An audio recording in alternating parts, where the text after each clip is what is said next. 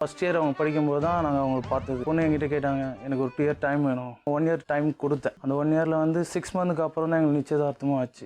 கல்யாணங்களை வந்துருச்சா அப்படி?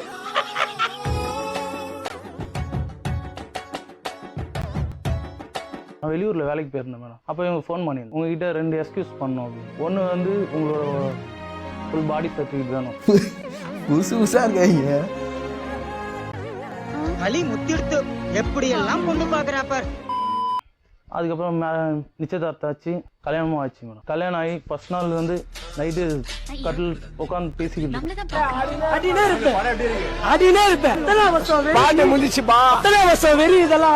நான் உனக்கு லவ் பண்றேன்னு மெசேஜ் அனுப்பிச்சதெல்லாம் போய் எங்கள் வீட்டில் கட்டாயப்படுத்தினாங்க.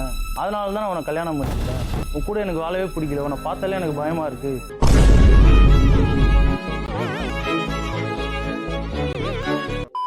இவரு கூட நான் ஏதாவது வெளியே ஃப்ரெண்டு மேரேஜ்க்கு போனா தனியா ரூம் கேக்குறாரு. எல்லாரும் மேரேஜ்க்கு பாத்துட்டு இருந்தா அவர் மடியில படுக்கணும்னு சொல்றாரு. ஆடுற மாட்ட ஆடி கறக்கணும், பாடுற மாட்ட பாடி கறக்கணும், ஓடுற மாட்ட ஓடி கறக்கணும், படுக்கிற மாட்ட படுத்துதான் கறக்கணும்.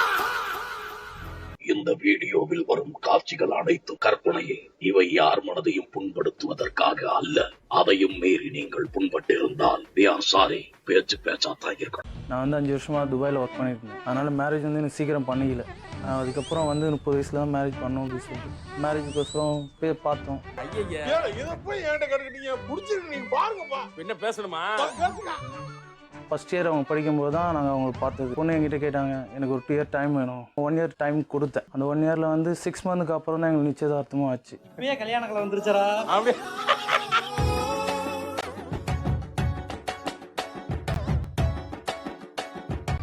அது வரைக்கும் நாங்கள் ஃபோனில் வெளியே போகிறது பேசுறது எல்லாம் பண்ணியிருக்கோம். பேசும்போது ஒரு வாட்டியும் சண்டை தான் வரும்.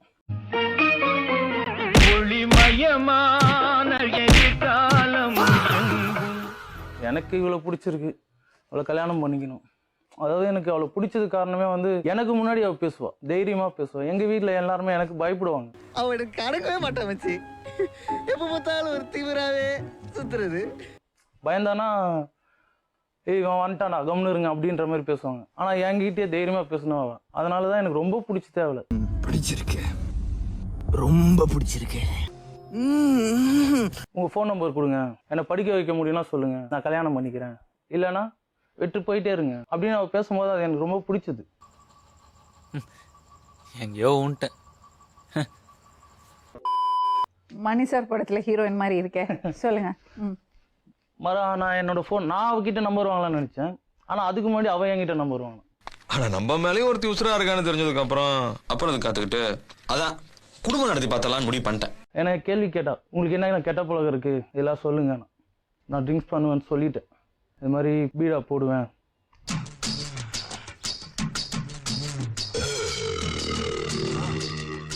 நான் வெளியூரில் வேலைக்கு போயிருந்தேன் மேடம். அப்போ இவங்க ஃபோன் பண்ணியிருந்தேன், உங்ககிட்ட 2 எக்ஸ்கியூஸ் பண்ணோம் அப்படின்னு. ஒன்று வந்து உங்களோட ஃபுல் பாடி சர்டிஃபிகேட் வேணும். புதுசா இருக்காங்க.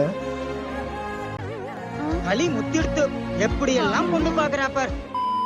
ஆனால் என்ன கேட்ட மாதிரி நான் அவளை அந்த இடத்துல நான் கேட்டிருந்தேனா மேடம்? எங்களுக்கும் கருப்பு இருக்குல்ல மேடம். இன்னொன்று வந்து நான் குழந்தை பெற்றுக்க மாட்டேன்.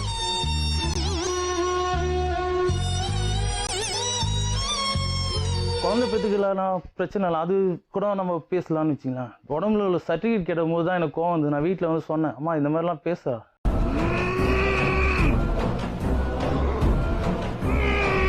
அதுக்கப்புறம் நான் அதை விட்டுட்டேன். அதுக்கப்புறம் நிச்சயதார்த்தம் ஆச்சு, கல்யாணமும் ஆச்சு மேடம். கல்யாணம் ஆகி ஃபர்ஸ்ட் நாள் வந்து நைட்டு கட்டில் உட்காந்து பேசிக்கிட்டு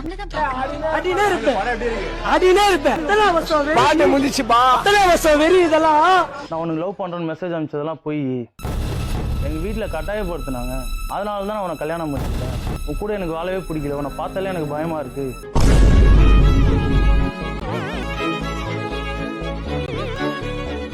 சின்னதாக ஏதாவது பேச போனால் எனக்கு பிடிக்கல, எங்கள் வீட்டில் வந்து கட்டாயப்படுத்தினாங்க, அதனால தான் உன்னை கல்யாணம் பண்ணிக்கிட்டேன். ஏற்கனவே கல்யாணம் ஆக மாட்டேங்குது, அந்த பொண்ணை கர்ப்பம் வச்சிருந்தா அந்த பொண்ணு நான் தான் ஏற்கனவே சொன்னல குழந்தை பெற்றுக்க மாட்டேன். அந்த மாதிரி ஒன்றுனா சொல்ல ஆரம்பிச்சேன். வாழ்க்கை ஸ்டார்ட் ஆகிற நேரத்தில் எனக்குள்ளே இருந்த வெறுப்பு அதிகமாகி என்ன ஆட்டம் ஆடினடா அப்படியே சொல்லி என்னடி இப்படி சொல்கிற, இதுக்கும் அதுக்கும் சம்மந்தமே இல்லை, நீ படிக்கிறதுக்கு நான் எத்தனை டிஸ்டர்ப் பண்ண போகிறதில்ல. இல்லை இதெல்லாம் நான் ஒத்துக்க மாட்டேன். உனக்கு அவ்வளவுதான் லிமிட்டு. வெறியாவது. அவன் என்ன பண்ணேன், ஃபோன் எடுத்து அவங்க அம்மாவுக்கு ஃபோன் பண்ணலான்னு எடுத்தேன். நான் விளையாட்டு தான் பேசினேன், சும்மா ஜாலிக்கு பண்ணனே சொல்லிட்டு அதுக்கப்புறம் ஜாலியாக பேசிட்டேன். நீ முருங்கைக்காய் பொரியல சாப்பிட்டு நீ வேற வேலை பார்த்துட வேண்டியதான் இன்னைக்கு. மறுநாள் காலைல சொல்லிட்டேன், இந்த ஒரு வாடி தான் நான் கொடுப்பேன், இனிமே உனக்கு இதுக்கு சம்மந்தம் இருக்காது, நீ இப்போ வந்து என்கிட்ட வரக்கூடாது. நீங்க வாங்கி தருகிற வீடுகள் பொருட்கள் எல்லாம் நான் வச்சுக்கிறேன், ஆனா என்ன நீங்க வச்சுக்க முடியாது கோபால். நீ வந்து மேலே போடுனா அதேமாதிரி படுத்தேன் மேடம். அவள் கட்டிலேயே நான் கீழேயும் படுத்திருந்தேன் மேடம். அதுக்கப்புறம் 1 வீக் கழிச்சு என்னாலேயே கண்ட்ரோல் பண்ண முடியாமல் கேட்டேன். என்ன நிகழ்ச்சின்னு தெரியுமாடா? ரோஜா பூமாலடா, ராஜ்மாலா கிடையாதுடா பூமாலா. நம்ம சிரிச்சு பேசினாலும் அப்புறம் என்ன பண்ணீங்க? அதுக்கப்புறம் நான் என்ன பண்ணேன், ஓடி உங்ககிட்ட பேசுறது வேஸ்ட்டுன்னு சொல்லிட்டு வெளியே போயிட்டு உட்காந்துட்டேன் மேடம். சத்தியமா வர மாட்டேன், போறேன், வரவே மாட்டேன். யாருக்கு தெரியும் திரும்ப வருவேன். என்ன பிரச்சனை? என் பொண்ணு ஒரே வார்த்தை என்ன சொல்லிச்சுன்னா, அவருடைய வந்து ஆக்டிவ்லாம் சரியில்லை, ரொம்ப சந்தேகப்படுறாரு, காலேஜ் முடிச்சுட்டு வந்தா ஃபோனை நோண்டி பார்க்கறது. என்ன பழக்கம் அது? என்ன பழக்கம் இது? ஃப்ரெண்டு கிட்ட யாருன்னா ஃபோன் பேசியிருந்தா ஏன் பிஸின்னு வருது ஃபோனை வீட்டுக்கு வந்தோடனே ஃபோனை எடுத்து செக் பண்ணுறது.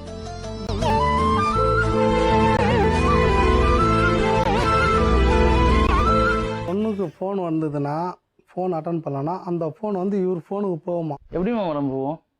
கால் ஃபார்வர்ட் போட்டிருப்பீங்க.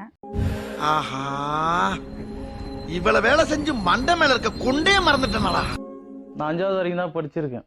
மண்டையில படிப்பொண்ணு யாரடி, அழகுல உன்னமிஞ்சால் இல்லடி.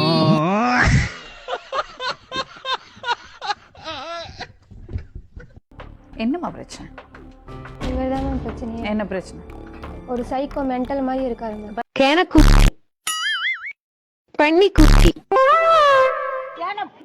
நான் கல்யாணம் பண்ணதுக்கு முன்னாடியே 1 வருஷம் எனக்கு டைம் வேணும் குழந்தைக்கெல்லாம், நான் படிச்சிட்டு இருக்கேன். ஏம்மா படிக்கும்போது கல்யாணம் பண்ண? படிங்கடா, பப்ளிக் ஒன்றும் படிக்காத இருக்காதீங்களா, படிங்கடா. இவங்க கிட்ட நான் கேட்டேன், என்ன நீங்க படிக்க வைக்கிறீங்க, இதுக்கு 1 வருஷம் எனக்கு கொடுத்தாதான் நான் ஒத்துப்பேன், அது இல்லைன்னா நியாயமான விஷயம் தானே? அவங்களும் சரின்னு தான் சொன்னாங்க. இதுக்கு நீ என்னடா சொல்லுவ? எது வந்தாலும் ஓகே தான் சொல்லுவேன். நீ காஞ்சி போயிருக்க அப்படிதான் சொல்லுவ. ஆனா கல்யாணம் நான் அடுத்த நாள்லேருந்து எனக்கு ஒரே டார்ச்சல். அம்மாவை நடுவுல உட்கார வச்சுக்கிட்டு இவளே என்கிட்ட வரமாட்றா, நானே தான் போக வேண்டியதா இருக்கு. மூதேவிகளா, ஆக்கங்கிட்ட மூதேவிகளா, ஆக்கங்கிட்ட கூவைகளா, மூஞ்சி மோரையும் பாரு, மூஞ்சி மோரையும். என்னல இது? இவங்க எது சொன்னாலும் மாமியார் சிரிப்பாங்க. புள்ளலாம் அப்படிதான், அவன் 10 பொண்ணை வச்சுக்கிட்டு இருக்கான், என் புள்ள என்ன அப்படியா இருக்கான்? உனக்கு ரொமான்ஸ் ஒரு கேடு, ரொமான்ஸ் நாய் நக்கி விட்ட மாதிரி மூஞ்ச வச்சுக்கிட்டு. இவரு கூட நான் ஏதாவது வெளியே ஃப்ரெண்டு மேரேஜ்க்கு போனா தனியா ரூம் கேக்குறாரு. எல்லாரும் மேரேஜ்க்கு பாத்துட்டு இருந்தா அவர் மடியில படுக்கணும்னு சொல்றாரு. ஆடுற மாட்ட ஆடி கறக்கணும், பாடுற மாட்ட பாடி கறக்கணும், ஓடுற மாட்ட ஓடி கறக்கணும், படுக்கிற மாட்ட படுத்துதான் கறக்கணும். நான் அதனால சொன்னேன், இது பப்ளிக் பிளேஸ், வீட்டுல வச்சுக்கோங்கன்னதுக்கு மேடம் நான் படுக்காம வேற எவன் படுப்பான்?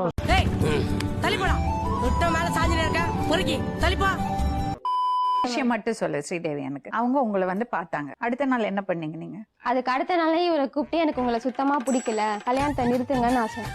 எனக்கு மனசே கேக்கல, நான் கூப்பிட்டு கேக்குறேன், எம்மா என்னம்மா இது? சொன்னதுக்கு என்ன சொன்ன நீ? இவங்க என்ன சொன்னாரு, உன் இஷ்டப்படி சொல்லு, நான் மாத்திக்கிறேன், உன்னை என்னால விட முடியாதுன்னு சொன்னாரு. நான் சொன்னேன், நீங்க ஒல்லியாவுங்க. அப்புறம் இந்த 2 கண்டிஷனை சொன்னேன். கலரை ஏத்துறேன், உடம்ப குறைக்கிறேன், நீயே காதல சொல்லி என்ன கல்யாணம் பண்ணிக்கத்தான் போற. எல்லாத்துக்குமே ஒத்துக்கிட்டாரு, ஆனா எதையுமே பண்ணல. சரிம்மா, நீ அவரோட வெளியே போக ஆரம்பிச்சியா?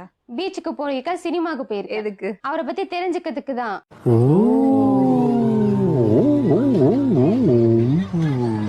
கல்யாணத்துக்கு அப்புறம் தான் இவர் ரொம்ப குடிகாரனோ, பாக்கு போடுவாரு, டெய்லி குடிப்பாரா? நான் அவர் கூட ஒழுங்கா இல்லைன்னா உடனே போய் குடிச்சிட்டு வந்து அவதான் காரணம் அப்படின்னு சொல்லி சண்டை வலிப்பாரு.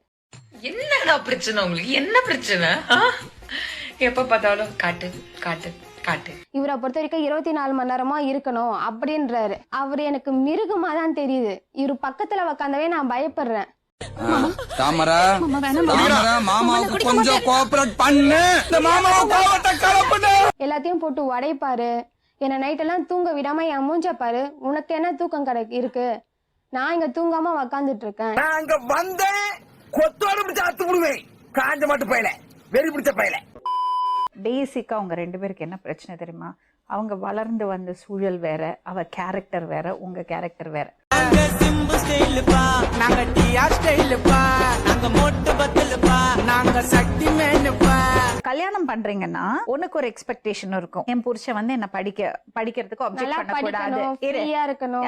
அவர் என்ன நினைச்சிருப்பாரு? அவருக்கு 30 இயர்ஸ் ஆச்சு. எனக்கு எதுக்கு ஒய்ஃப் வேணும்னா பொட்டு தூங்கணும், அதுக்கு எனக்கு ஒய்ஃப் வேணும். உனக்கு இந்த திருமணத்துல விருப்பம் இல்ல, ஈடுபாடு இல்ல. ஆனா அவர் அவ்வளவு ஈடுபாடோட நான் கல்யாணம் பண்ணிருக்காரு. நான் எல்லாத்தையுமே சொல்லிட்டேன் மேம். நான் எல்லாத்தையுமே சொல்லிட்டேன். இது கல்யாணம் பண்ண தேவையில்லாம டென்ஷன். ஏன் டென்ஷன் ஆவற? ஏன்டா இப்ப டென்ஷன் ஆவற? மச்சான் நீ ஏன்டா டென்ஷன் ஆற? இது ஏன் மேட்டர்டா? ஜாலியாக நீங்கள் பேசலாம் அப்படின்னு கிட்ட போகும்போது ஒரு மாதிரி டக்குன்னு ஒரு மாதிரி பேசுவார். ஹேய் ஓ அப்படின்ற மாதிரி இந்த நாயை விரட்டுற மாதிரி இருக்கும் அது.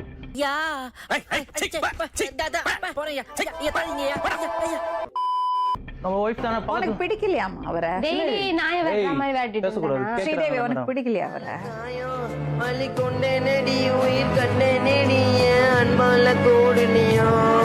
அது கூட ஸ்கூல் நீ என்கிட்ட பேசுறதே எப்படி பேசுற தெரியுமா? இப்படிதான் பேசுற. ஒரு சிரிப்பு. கேரக்டரே ரஃப் அண்ட் டைப் தான். அதுதான் பிரச்சனை. அதுதான் பிரச்சனை. இது போல தோணும். பாரு வர தம்பி. யார முறைக்கிற? ஆமா மச்சான் முறைக்கிற மாதிரி தான் இருக்கு. என்ன டாக்டர் சர்டிஃபிகேட் வேணும்னு கேட்டா அது கூட நீங்களே இங்க இருந்து டாக்டர் சர்டிஃபிகேட் கேட்டா. ஆமா மேம், துபாய்ல இருக்காரு. அவரை பார்த்தா பக்கா குடிகார மாதிரி தெரிஞ்சிச்சு. மனுஷாருக்கு மனுஷா மரியாதையே இல்லையா? இல்ல அதுக்கு இல்லப்பா, சைக்கோவா இல்லையான்னு தெரிஞ்சுக்கணும் கேட்டால ஒரு நாள் இவங்க கிட்டே சொல்லு. அவங்க நான் எல்லாமே ஃப்ராங்கா தான் மேம் பேசிட்டு இருந்தேன்.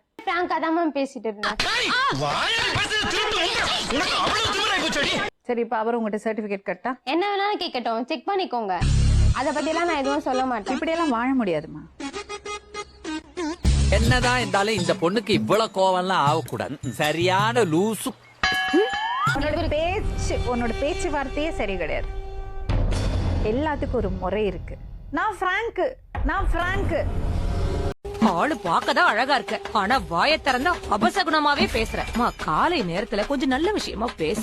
மேடம் அடிச்ச பொண்ணுங்கிறதுக்காக தூக்கி எறிஞ்சு பேசணும் நல்லா கிடையாதுமா. இதெல்லாம் வந்து ஸ்டைல்ல நினைச்சுக்காதே. அப்படிங்களா? ரொம்ப ரொம்ப சாரி சார். அப்படிதான் பேசுவேன். பார்த்தாவே பிடிக்கல. இல்லைன்னா வேஸ்ட்மா. படிப்பு வந்து எவ்வளவு தூரம் படிப்பறிவு இருக்கோ அவ்வளவு தூரம் பணிவு வேணும்.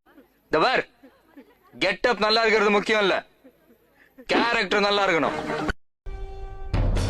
இப்படி பாக்குற நீ அவரை இன்னும் நீ ரொம்ப படிச்ச மாதிரியும் அவர் இன்னும் படிக்காத மாதிரியும். இப்படித்தான் எதுவுமே தெரியாத அப்பாவி மாதிரி மூஞ்ச வச்சுக்கிட்டு எல்லா காரியத்தையும் பண்ணிட்டு இருக்க நீ. ஒரு திருமண வாழ்க்கைக்குள்ள போகும்போது ஒருத்தரை பார்த்து நீ சர்டிபிகேட் கூட கேட்கலாமா? அப்படி நம்பிக்கை இல்லைன்னா ஏமா கல்யாணம் பண்றீங்க? திம்பிங்களா திங்க பண்ணீங்களா? ஏன் மூதேவி எங்க உள்ள மூதேவில நீங்க அவ்வளவு வரும். அங்கே வெரிசல் வேண்டாச்சு. சரி, ஒருத்தரை கல்யாணம் பண்ணிக்கிற, நீ கருப்பா இருக்க, நீ குண்டா இருக்க எல்லாம் சொல்றதுக்கு உனக்கு ரைட்ஸ் கிடையாது.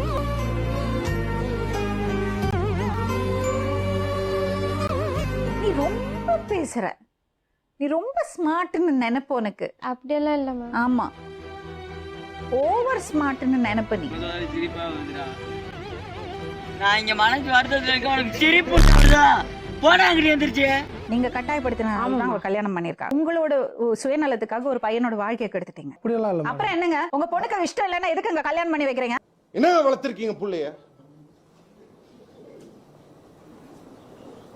தயவுசெய்து தப்பா எடுத்துக்காதீங்க. சுத்தமா படிக்கிறது பொண்ணு, அவளுக்கு பிடிக்கல, வயசு வித்தியாசம் எல்லாம் சொல்றா. அப்பா அம்மா கட்டாயப்படுத்தினாங்க, அதுக்காக கல்யாணம் பண்ணோம். பையனோட வாழ்க்கை போச்சுல. லவ் பண்ணி கல்யாணம் பண்ணலாம் பார்த்தேன், ஒர்க் அவுட் ஆகல.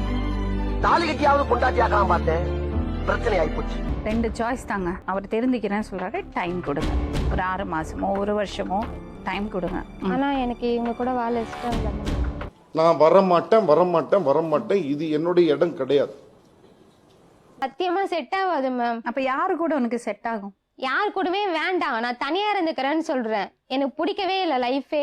வலிகளுடன் சொல்கிறேன், இனி வரமாட்டேன். வலிகளுடன் விலகி செல்கிறேன், திரும்ப வரமாட்டேன். தம்பி பேசுறியா? இல்லை மேடம் அவகிட்ட நான் தனியாக ஒரு 10 நிமிஷம் பேசினா போதும். இல்லை மேம் எனக்கு பேசவே இஷ்டம் இல்லை.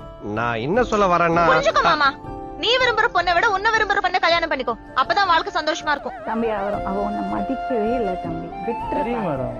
வேண்டாம், பிரயோஜனமே இல்லை. செஸ்ட்ல அவன் பேர் பச்சை குத்தி வச்சிருக்கேன் மேடம். கொஞ்சம் அந்த அளவுக்கு நான் அவளை லவ் பண்றேன் மேடம். எங்க கொஞ்சம் நான் பாக்குறேன், கொஞ்சம் நான் காட்டுறேன். கொஞ்சம் கூட அவளுக்கு ஏன் புரிய மாட்டேங்குதுன்னு தான் தெரியல எனக்கு. ஏன்னா அவளை உண்மையில அந்த காதல் அவளுக்கு இல்லப்பா. இவ்வளோ நல்லா லவ் பண்ண தெரிஞ்சவனுக்கு யார லவ் பண்ணணும்னு தெரியல பாத்தியாப்பா தம்பி.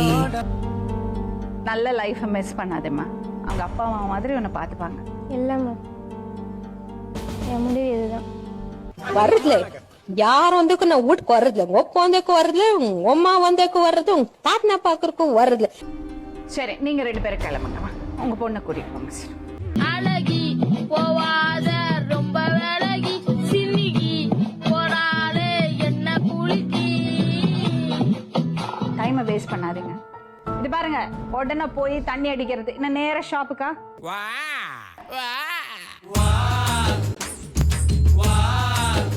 தம்பி ஃப்ரெஷ்ஷா லைஃப் ஆரம்பிங்க. இது நடக்கவே இல்லை வச்சுங்க.